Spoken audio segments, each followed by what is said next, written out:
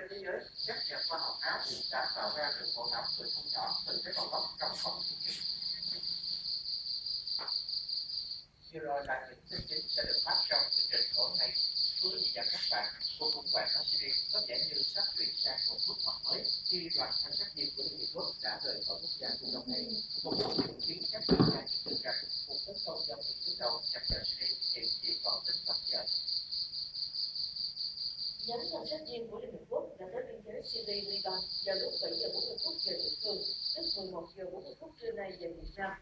Việc các thanh sát viên Liên Hợp Quốc rời khỏi Syria được cho là động thái mở đường cho một cuộc tấn công của Mỹ nhằm vào chính quyền Damascus.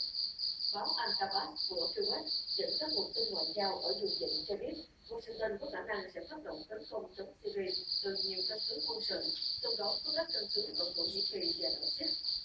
Trong khi đó, Al-Rai, một nhà khảo sát của Kuwait, cũng dẫn các nguồn tin tại Syria nói rằng tổng thống Assad đã chỉ đạo các lực lượng vũ trang nước này sử dụng mọi biện pháp cần thiết và mọi trường hợp sẵn có